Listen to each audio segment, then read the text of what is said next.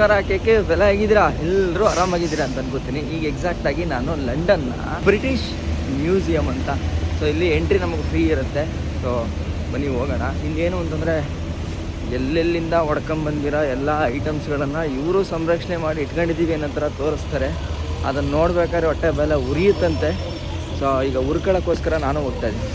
ಯಾಕೆ ಅಂತಂದರೆ ನಮ್ಮ ಇಂಡಿಯಾದ್ದು ತುಂಬ ವಸ್ತುಗಳು ಈ ಮ್ಯೂಸಿಯಮಲ್ಲಿ ಇಟ್ಟಿದ್ದಾರೆ ಅಂತ ಕೇಳ್ಪಟ್ಟೆ. ಎಸ್ಪೆಷಲಿ ನಮಗೆ ಸೌತ್ ಅವ್ರಿಗೆ ಎಂಟ್ರಿ ಆಗಿದ ತಕ್ಷಣ ಹೊಟ್ಟೆ ಉರಿಯುತ್ತಂತೆ. ಸ್ವಂತ ಐಟಮ್ ಏನೇನು ಇಟ್ಟವ್ರೆ ನೋಡ್ಕೊಂಬರೋಣ ಬನ್ನಿ. ಈ ಕ್ರೌಡೆಲ್ಲ ಮ್ಯೂಸಿಯಮ್ಗೆ ಹೋಗೋಕ್ಕೆ ಅಂತಲೇ ಇದೆ. ಆ್ಯಕ್ಚುಲಿ ಇಲ್ಲಿಗೆ ಬರೋಕ್ಕೆ ಟಿಕೆಟ್ ಫ್ರೀ ಇರುತ್ತೆ, ಆದರೆ ಆನ್ಲೈನಲ್ಲಿ ಬುಕ್ ಮಾಡಬೇಕು. ಅಂತಂದರೆ ನಾವು ಒಂದ್ಸಲ ಬುಕ್ ಮಾಡಿದ್ರೆ ಮಾತ್ರ ಬರುತ್ತೆ. ಏನು ಗೊತ್ತಾ, ಟಿಕೆಟ್ ತಗೊಳ್ಳೋದಾಗಿರ್ಬೋದು ಅಥವಾ ಸೆಕ್ಯೂರಿಟಿ ಇದಾಗಿರ್ಬೋದು ತುಂಬ ಅಂದರೆ ತುಂಬ ಈಸಿ. ಸೆಕ್ಯೂರಿಟಿದೆಲ್ಲ ನಿಮ್ಗೆ ಒಂದು 4-5 ಸೆಕೆಂಡ್ ಅಷ್ಟೇ. ಪಟ್ ಅಂತ ಬ್ಯಾಗ್ ಇಲ್ಲ ಅಂತಂದರೆ ಹಂಗೆ ಆರಾಮಾಗಿ ಬಿಡ್ತಾರೆ. ಇವನ್ ಇದಕ್ಕೆ ಟಿಕೆಟ್ ತಗೊಳ್ಳೋಕ್ಕೂ ಏನು ರಿಸ್ಕ್ ಆಗಲಿಲ್ಲ. 2 ನಿಮಿಷದಲ್ಲಿ ಆನ್ಲೈನಲ್ಲಿ ಹೋಗ್ಬಿಟ್ಟು 0 ಅಂತಿರುತ್ತೆ, ಕೊಟ್ಟರೆ ಸಾಕು ಟಿಕೆಟ್ ಬಂದುಬಿಡುತ್ತೆ. ಆಮೇಲೆ ನಾವು ಎಂಟ್ರಿ ಆಗೋದೆ. ನೋಡಿ ಬ್ರಿಟಿಷ್ ಮ್ಯೂಸಿಯಮ್ಗೆ ಏನು ಸಖತ್ತಾಗಿದೆ ಅಂತ. ಇಲ್ಲಿ ನೋಡ್ರಿ, ಇಲ್ಲಿ ಒಳ್ಳೊಳ್ಳೆ ಫೋಟೋಸ್ ತಗೊಂಡು ಹೋಗ್ತಾ ಇದ್ದಾರೆ. ಸೊ ಈಗ ಬನ್ನಿ ನಾವು ಒಳಗಡೆ ಹೋಗಿ ನೋಡೋಣ ಈ ಬ್ರಿಟಿಷ್ ಮ್ಯೂಸಿಯಮಲ್ಲಿ ಅಂಥದ್ದು ನಮಗೆ ಹೊಟ್ಟೆ ಉರಿ ಅಂಥದ್ದು ಏನು ಇಟ್ಟವ್ರೆ ಅಂತ. ಬಟ್ ಟಿಕೆಟ್ ಇಲ್ಲ, ಆದರೆ ನೋಡಿ ಡೊನೇಷನ್ ಮಾಡ್ಬೋದು. ನೀವೇನಾದ್ರು ಡೊನೇಷನ್ ಮಾಡ್ತೀನಿ ಅಂತಂದರೆ ಇಲ್ಲಿ ಹಾಕ್ಬೋದು ಅಂತ ನೋಡಿ ಬೋರ್ಡು ಕೂಡ ಹಾಕಿದ್ದಾರೆ. ನಾವು ಏನು ಬೈಕ್ ರೋಡ್ನ ಮಾಡ್ಕೊಂಡು ಬಂದ್ವಿ ನೋಡಿ, ಅದನ್ನು ಆ್ಯಕ್ಚುಲಿ ಸಿಲ್ಕ್ ರೋಡ್ ಅಂತ ಕರಿತೀವಿ. ಸೊ ಈಗ ನಾವು ನೇಪಾಳ, ಚೈನಾ ಅಲ್ಲೆಲ್ಲ ಸುತ್ತಾಡ್ಕೊಂಡು ಬಂದ್ವಲ್ಲ, ಆ ಸಿಲ್ಕ್ ರೋಡನ್ನ ನೋಡಿ ಇಲ್ಲಿ ತೋರಿಸ್ತಾ ಇದ್ದಾರೆ. ಸಿಲ್ಕ್ ರೋಡ್ಸ್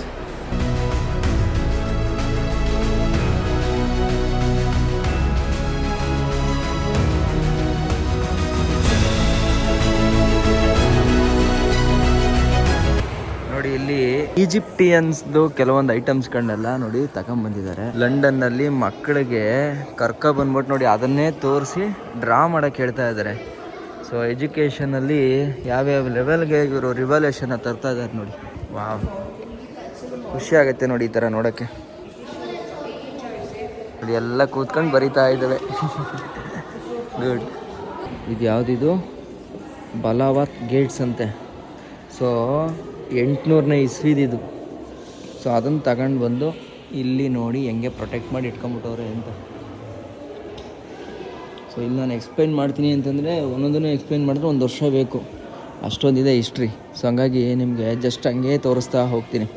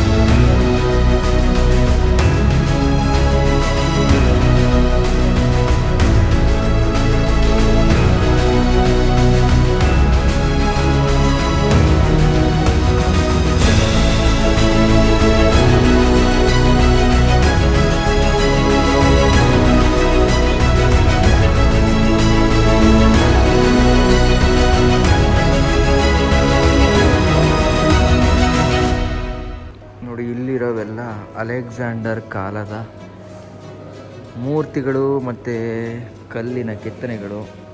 ಇವೆಲ್ಲ ಅಲೆಕ್ಸಾಂಡರ್ ವರ್ಡ್ಗೆ ಸ್ವಾಗತ ಸುಸ್ವಾಗತ ಅಂತ ಬರ್ತೈತಿ. ಇಲ್ಲಿ ನೋಡಿ, ಇಲ್ಲಿ ಬರ್ತಾ ಇದ್ದಂಗೆ ನಮ್ಮ ಬಸವಣ್ಣ ಕಾಣಿಸ್ತು. ಲೈಟಾಗಿ ಯಾಕೋ ಫೀಲ್ ಆಗ್ತಾಯಿದೆ ನನಗೆ. ಇಲ್ಲಿ ನೋಡಿ, ಇಲ್ಲಿ ದೇಶನ ಸಪ್ರೇಟಾಗಿ ಇಟ್ಬಿಟ್ಟಿದ್ದಾರೆ ನೋಡಿ. ಇಲ್ಲಿ ಕೆಳಗಡೆಗೆ ಹೋದರೆ ಆಫ್ರಿಕಾ ಐಟಮ್ಸ್ ಎಲ್ಲ ಸಿಗುತ್ತಂತೆ, ಆ ಕಡೆಗೆ ಹೋದರೆ ಇಂಡಿಯಾ ಐಟಮ್ಸ್ ಎಲ್ಲ ಸಿಗುತ್ತಂತೆ.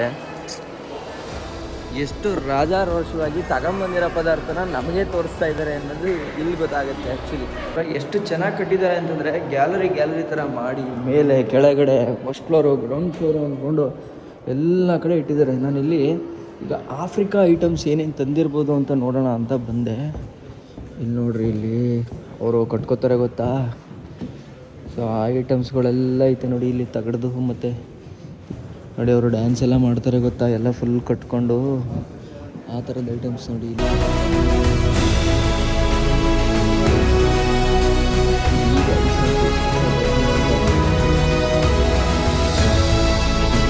ಅವರ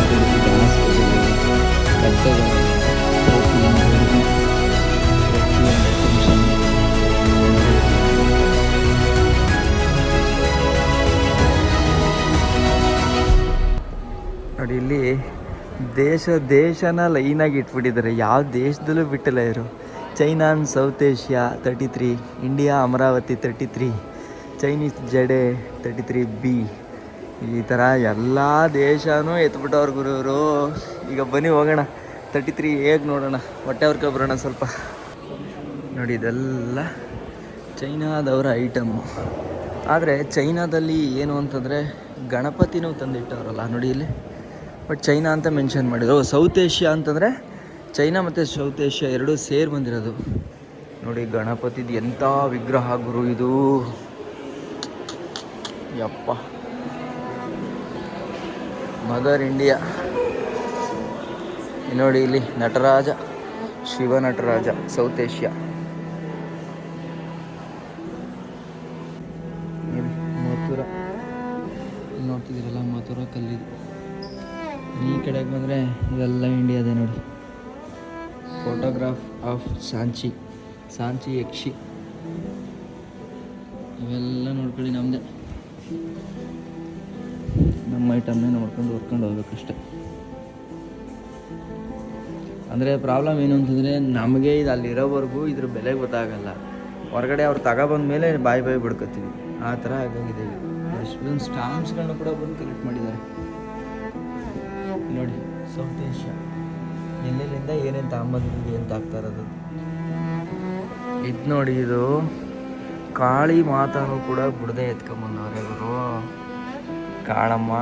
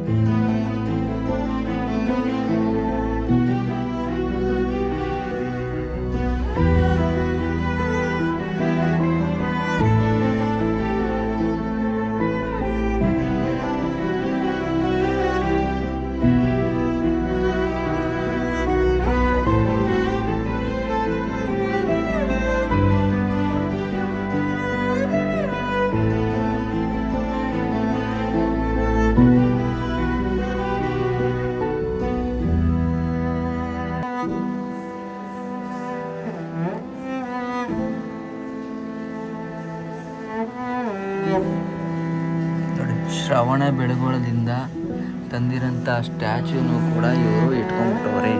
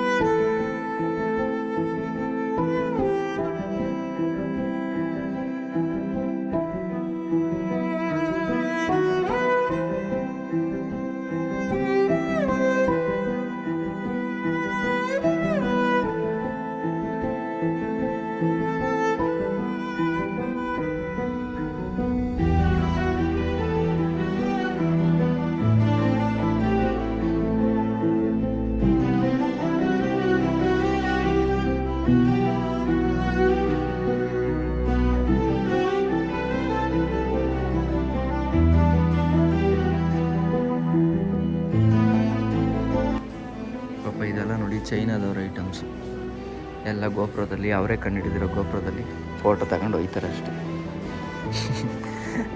ಪಾಪ ಇಂಟೀರಿಯರ್ ಕಲೆಕ್ಷನ್ನು ಕೂಡ ಏತಾಕೊಂಬಂದವರಲ್ಲ ಗುರು. ಪಾಪ ಇನ್ನೇನಿಲ್ಲ, ಚೈನಾದವರು ಅವರೇ ತಂದಿರೋ ಗೋಪುರದಲ್ಲಿ ಇದನ್ನೆಲ್ಲ ಕ್ಯಾಪ್ಚರ್ ಮಾಡ್ಕೊಂಡು ಮನೇಲಿ ಮಕ್ಳಿಗೆ ತೋರಿಸ್ಬೇಕು. ನೋಡಿ ಇದೆಲ್ಲ ನಮ್ಮ ಐಟಮು, ಆದರೆ ಎತ್ಕೊಂಡ್ಬಿಟ್ರು ನಾವೇನು ಮಾಡವ ಅಂತ. ಬೇರೆ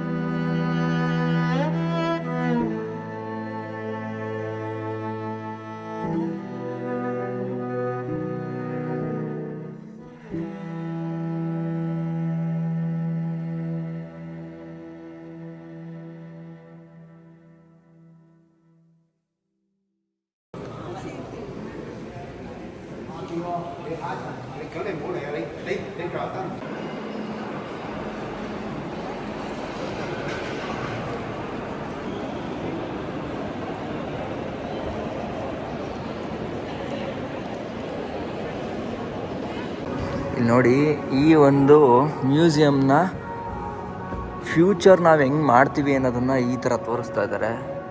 ಸೊ ಇಲ್ಲಿ ನೋಡಿ ಇಲ್ಲಿ ಹೆಂಗಿದೆ ಅಂತ. ಯಪ್ಪ,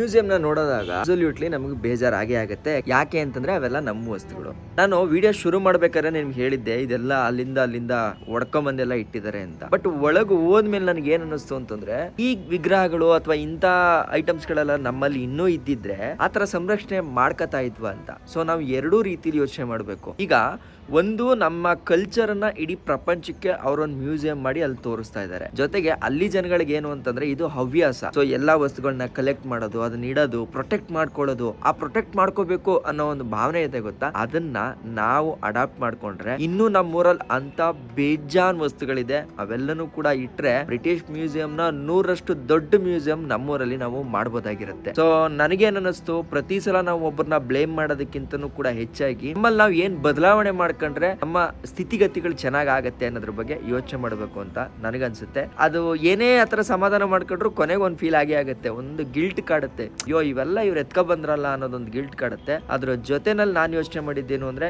ಇರ್ಲಿ ಈಗಂತೂ ನಾವು ಹೋಗಿ ತಗೊಳಕ್ ಆಗಲ್ಲ, ಬಟ್ ಇಲ್ಲಿರೋದು ಅಟ್ಲೀಸ್ಟ್ ಬೇರೆ ದೇಶಗಳಿಗೆ ಬೇರೆ ಬೇರೆ ಕಡೆಗೆ ನಮ್ಮ ಇಂಡಿಯಾ ಕಲ್ಚರ್ ಏನು ಅಂತ ಪಸರಿಸ್ತಾ ಇದೆಯಲ್ಲ ಅನ್ನೋದೊಂದು ಖುಷಿ ಆಯ್ತು. ಆ ಬೇಜಾರಿನ ಜೊತೆಗೇನೆ ನಾನು ನಂಬಲ್ಲ ಟವರ್ ಬ್ರಿಡ್ಜ್ ಅಲ್ಲಿ ಕೊಹಿನೂರ್ದು ಇದು ಇಟ್ಟಿದಾರಂತೆ, ರೆಪ್ಲಿಕಾನ ಅಥವಾ ಒರಿಜಿನಲ್ ಆಗಿ ಗೊತ್ತಿಲ್ಲ. ಇಲ್ಲ ಅದನ್ನ ನೋಡಿದ್ರೆ ಬೇಜಾರಾಗುತ್ತೆ ಅಂತ ಅನ್ಬಿಟ್ಟು ನಾನು ಅಲ್ಲಿಗೆ ಹೋಗ್ಲಿಲ್ಲ, ಜಸ್ಟ್ ಇಷ್ಟಿನ ಮಾತ್ರ ನೋಡ್ಕೊಂಡು ಬಂದೆ. ಸೊ ಈ ಮ್ಯೂಸಿಯಂ ಬಗ್ಗೆ ನಿಮ್ಮ ಅನಿಸಿಕೆ ಏನು ಅದನ್ನು ಕೂಡ ಕಮೆಂಟ್ ಮಾಡಿ ತಿಳಿಸಿ. ಈಗ ನಾನು ಇಷ್ಟೆಲ್ಲ ತೋರ್ಸಿದ್ಮೇಲೆ ಒಬ್ಬ ಅಡ್ವೊಕೇಟ್ ಆಗಿ ನನಗೆ ರಿಲೇಟೆಡ್ ಆಗಂತದ್ದು ಯಾವುದು, ಕೋರ್ಟು. ಸೊ ಲಂಡನ್ನ ಒಂದು ಕೋರ್ಟು ಹೆಂಗಿದೆ ಅಂತಂದ್ರೆ ರಾಯಲ್ ಕೋರ್ಟ್ ಆಫ್ ಜಸ್ಟಿಸ್ ಅನ್ನೋ ಹೆಸರಿದೆ, ಆದರೆ ರಾಯಲ್ ಆಗೇ ಇದೆ. ಸೊ ಇಲ್ಲಿ 3 ಡಿವಿಷನ್ ಬರುತ್ತೆ. ಸೊ ಆ 3 ಡಿವಿಷನ್ ಹೆಂಗಿದೆ ಒಳಗಡೆ ಗೊತ್ತಿಲ್ಲ.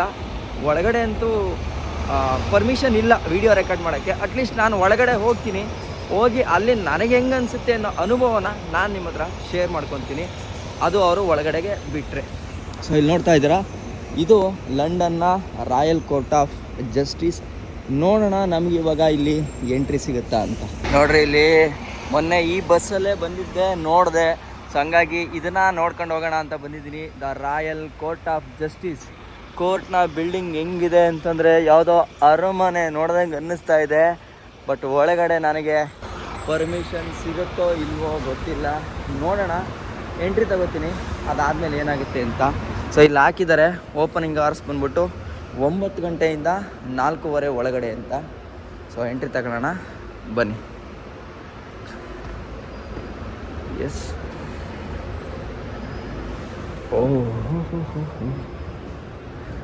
So welcome to the royal courts of justice, open to public ಅಂತಲೇ ಕೊಟ್ಬಿಟ್ಟಿದ್ದಾರೆ. ಸೊ ಇಲ್ಲಿ ನೋಡಿ, ಕೋರ್ಟ್ಗೆ ಹೋಗ್ಬೋದು, ಎಂಕ್ವೈರಿ ಡೆಸ್ಕ್ ಇದೆ, no photography. In case photography ಮಾಡಿದ್ರೆ ಪ್ರಾಬ್ಲಮ್ ಆಗುತ್ತೆ. ಸೊ ಇಲ್ಲಿಂದ ಸ್ಟಾಪ್ ಮಾಡ್ಕೊತೀನಿ. ಸೊ ಒಳಗಡೆ ಈ ಥರ ಇದೆ ನೋಡಿ.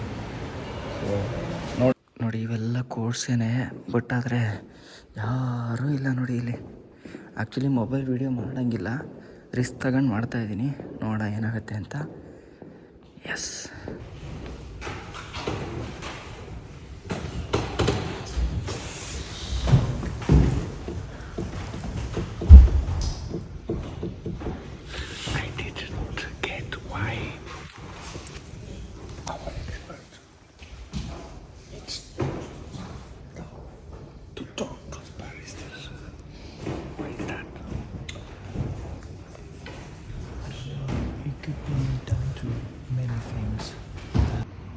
ಆದರೂ ಏನಿದೆ ಅಂದರೆ ಕೋರ್ಟು ಮಸ್ತಾಗಿದೆ ನೋಡಿ. ಇಲ್ಲಿ ಕೋರ್ಟ್ ನಂಬರು 33, 38 ಎಷ್ಟೆಷ್ಟು ಸಿಕ್ಕಾಬಟ್ಟೆ ಇದೆ.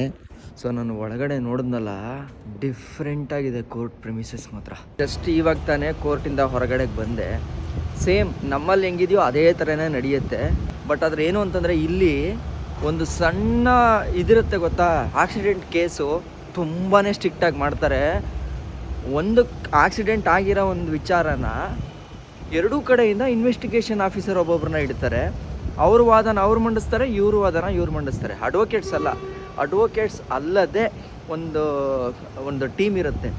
ಸೊ ಆ ಟೀಮ್ ಏನು ಮಾಡುತ್ತೆ, ಎರಡನ್ನೂ ಇನ್ವೆಸ್ಟಿಗೇಟ್ ಮಾಡಿ ಅದನ್ನು ಹೈಯರ್ ಅಂದರೆ ಕೋರ್ಟಿಗೆ ತಗೊಬಂದು ಸಬ್ಮಿಟ್ ಮಾಡುತ್ತೆ. ಆ ಸಬ್ಮಿಟ್ ಮಾಡೋದ್ರಲ್ಲಿ ಏನೇನು ಡೇಟಾಸ್ ಇರುತ್ತೆ ಅಂತಂದರೆ, ಇಫ್ ಇನ್ ಕೇಸ್ ಒಂದು ಬೈಕಿಗೆ ಒಂದು ಕಾರ್ ಗುದ್ದಿತ್ತು ಅಂತಂದರೆ ಎಷ್ಟು ಮೀಟ್ರಲ್ಲಿ ಗುದ್ದಿದೆ, ಎಷ್ಟು ಸ್ಪೀಡಲ್ಲಿ ಗುದ್ದಿದೆ, ಆ ಗುದ್ದಿದಂಥ ಜಾಗದಲ್ಲಿ ಎಷ್ಟು ಉದ್ದಕ್ಕೆ ಎಳ್ಕೊಂಡೋಯ್ತು, ಈ ಥರದ್ದೆಲ್ಲವೂ ಕೂಡ ಸೀರಿಯಸ್ ಆಗಿ ಕನ್ಸಿಡರ್ ಆಗುತ್ತೆ. ಮತ್ತು ಕಾಂಪನ್ಸೇಷನ್ ಇಲ್ಲಿ ಸಿಕ್ಕಾಬಟ್ಟೆ ಇರುತ್ತೆ, ಮತ್ತು ಶಿಕ್ಷೆ ಕೂಡ ಇರುತ್ತೆ ಒಂದೊಂದು ಸಲ. ಸೊ ಅದಕ್ಕೆ ಇಲ್ಲೇನು ಮಾಡ್ತಾರೆ ಅಂತಂದರೆ ಹೆವಿ ಸ್ಟ್ರಿಕ್ಟಾಗಿ ಇವರು ಈ ವಿಚಾರದಲ್ಲಿ, ಎಸ್ಪೆಷಲಿ ಆಕ್ಸಿಡೆಂಟ್ ವಿಚಾರದಲ್ಲಿ ತುಂಬಾ ಸೀರಿಯಸ್ ಆಗಿ ಕನ್ಸಿಡರ್ ಮಾಡ್ತಾರೆ. ಖುಷಿ ಆಯಿತು. ಲಂಡನಲ್ಲಿ ಬಂದು ಒಂದು ಕೋರ್ಟ್ದು ಟ್ರಯಲ್ ಹೆಂಗೆ ನಡೆಯುತ್ತೆ ಅಂತ ನೋಡಿದೆ ಅನ್ನೋಷ್ಟು ಖುಷಿ ನನಗಾಯಿತು. ಸೊ ರೀಸನ್ ಇಷ್ಟೇ, ನಾನು ಅಡ್ವೊಕೇಸಿ ಮಾಡ್ತಾ ಇರೋದ್ರಿಂದ ನಾನು ಬಂದು ನೋಡ್ಕೊಂಡು ಹೋದರೆ ನನಗೊಂದು ತಲೆಯಲ್ಲಿ ಒಂದು ಐಡಿಯಾ ಬರುತ್ತೆ, ಜೊತೆಗೆ ನನ್ನ ವೀಡಿಯೋಸ್ ನೋಡೋರ್ಗೂ ಏನಾದ್ರು ಒಂದು ವಿಚಾರನ ತಿಳಿಸ್ಬೋದು ಅನ್ನೋದೇ ನನ್ನ ಉದ್ದೇಶ. ಇಷ್ಟು ಹೇಳ್ತಾ ಲಂಡನ್ನ ರಾಯಲ್ ಕೋರ್ಟ್ ಆಫ್ ಜಸ್ಟಿಸಿಂದ ನಾನು ನಿಮ್ಮ ಕಿತ್ತಡಿ ಕಿರಣ್. ಜೈ ಹಿಂದ್, ಜೈ ಕರ್ನಾಟಕ ಮಾತೆ.